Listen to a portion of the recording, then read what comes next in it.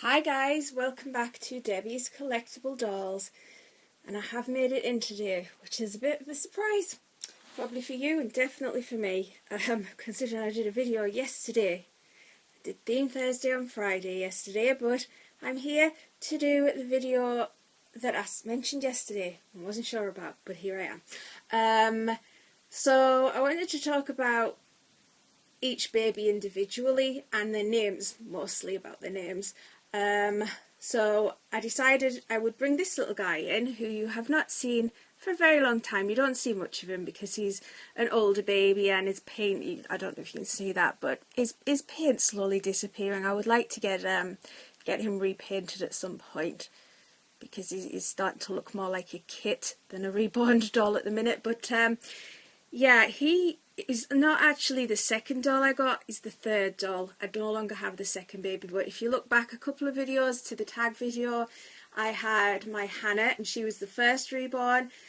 Then I had another one after that who's I no longer have, and then I got this little guy. So I'm trying to do them in order that I got them in, but I think that's probably going to go sideways pretty fast because I got a whole lot at once and I don't really remember the order unless I start checking through all the dates on the birth certificates, and I don't know if I have the patience to do that. Anyway, he definitely is the next in line after Hannah. Now his name has changed. He has changed from William Roy to Ray or Raymond, but I'm going to tell you what his sculpt is first and who painted him, and then we'll get to that. So this is the Ethan kit by Sabine Hansen, and here is the certificate of authenticity, always a good thing to have. Here we go. The camera is on this side, Deb. Right, there we go. Ethan by Sabine Hansen, right there, and there's the lovely prototypes there, and he is 144 of 150. I think he is one of the lowest edition sculpts that I've got, like limited edition. There's that, and that's his certificate right there. And he was reborn by, let me find it, Claire's Reborn Nursery. Now I have to point out this is one of her very earliest babies right here. She was pretty new at this point in time.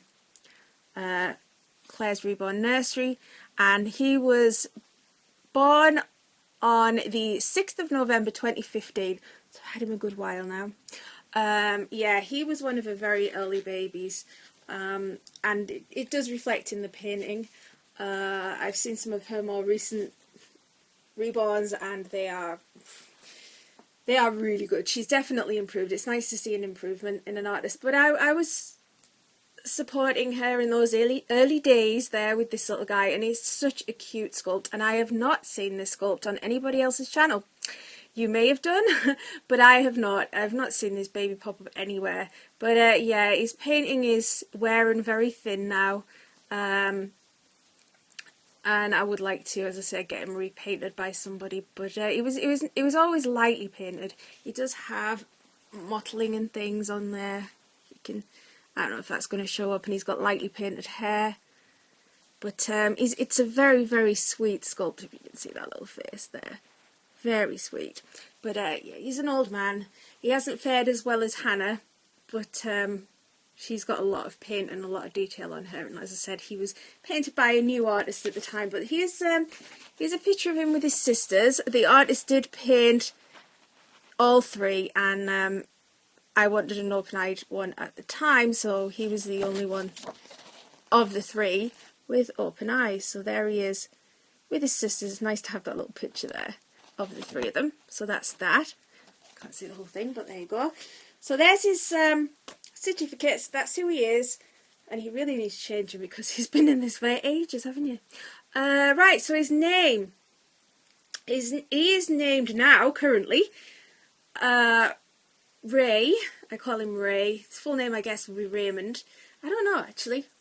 He's named after somebody I always just called Ray, and that was Uncle Ray. And he was one of those people who wasn't really a relative, but you call him like a relative anyway because they're so close to the family. And Uncle Ray was my dad's best friend. They were hiking buddies. My dad had a great passion for going up rambling, as we call it, in this neck of the woods, which is long distance walking out in the hills.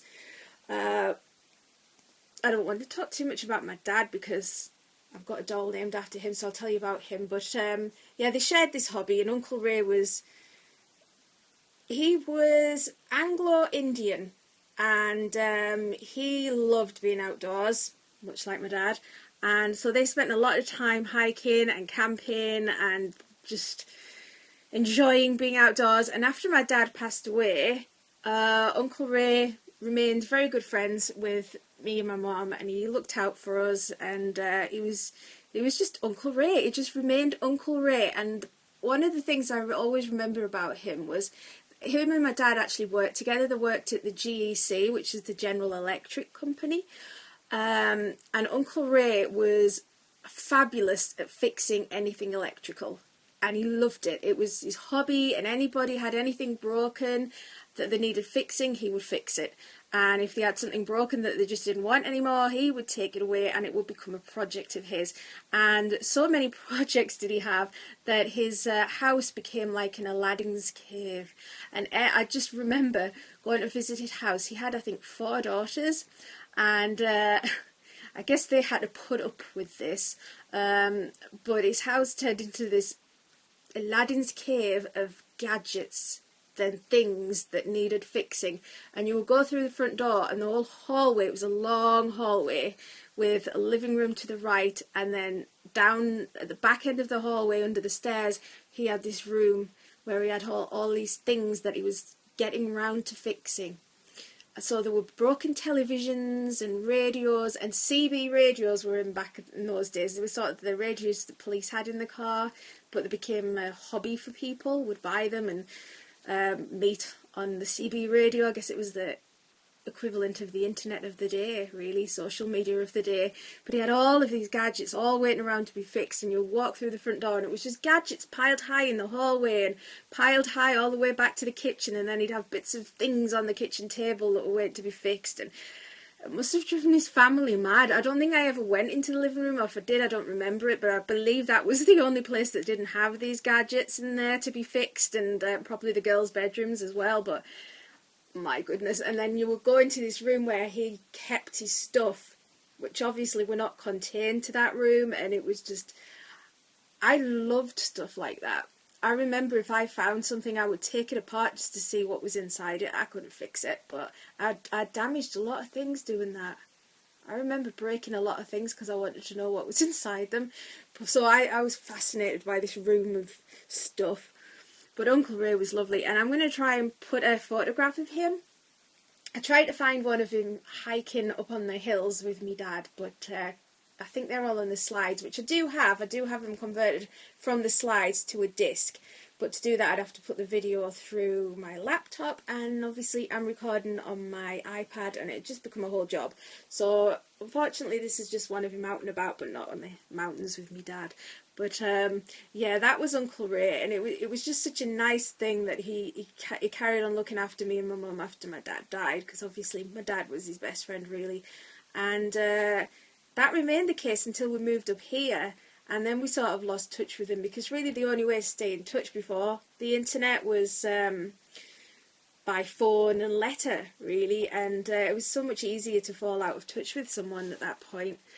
But a few years ago, I would say probably about 7 years ago, 6 or 7 years ago, his daughter found me on Facebook. So I'm back in touch with one of his daughters called Lynn now, which is really nice. And I did get to speak to Uncle Ray on Facebook. He had a Facebook page, and I spoke to him a little while, but unfortunately he at that time had cancer, and he passed away 2 or 3 years ago now, so he's gone. But it was nice to get to speak to him and pass on messages from my mum, and they kind of spoke back and forth through me, so they did get that little bit of a communication before he sadly passed away. And I like to imagine that he's with my dad again now, and they're up on the hills in heaven chasing goats around or something like that, pitching a tent where there's no wind. But that was Uncle Ray, and I'm going to put his photograph at the end here, hopefully. And so that's who this little guy's named after. Now, he's no longer William Roy, but we'll get round to William Roy at some point. He's one of my newest babies, so that's going to be a while. I'm honestly trying to remember them all in the right order I got them, but yeah, awkward. So I hope you enjoyed that, and there's lots of stories behind each name of each baby, so hopefully you will enjoy hearing about that, because normally I just get to say, well, this baby is named Ray after my dad's best friend. There you go. But now I'm kind of going to tell you a little bit about who these people were. And not all of them are people. Some of them are characters. Some of them are places, in fact. I've got my hobbit who's called Arwen Iona. And Iona is a place, so I'll tell you about that. But yeah, there you go. There's not William. I've literally just gone over that. There is Ray. Little Ray. Hi, cutie. His lovely eyes. But we need to get you fixed up with your painting, don't we? If I ever stop buying dolls, then we might get round to paying to get you sorted out. Okay, right, guys, I'm going to leave you to it. I'm feeling properly under the weather today, again. Honestly, I'm thinking it's probably what Suzanne said, because Suzanne from Suzanne's Babies was saying that her doctor had said it could really be allergies. My cousins just said the same thing. Because there's less pollutants in the air with less people travelling around, people are more susceptible to the allergies in the air, the pollen and stuff. Because I keep getting this over and over and over again, and I just don't understand how I can be catching a cold when I'm wearing a mask and I'm covering myself with hand sanitizer. Well, not all myself, covering my hands and my arms, and trying to stay 6 foot away from people. How am I catching a cold? But honestly, my throat is sore again. I'm on cough sweets. I just had some ice cream, which was really nice. And I just feel, again. So I'm going to go downstairs and have a cup of tea, get this thing uploaded, and yeah, relax and look forward to hopefully seeing my cousin tomorrow. So you guys take care. Where we at? We're doing alright for time. Oh, this is going to have fun uploading. Okay, bye guys. Take care.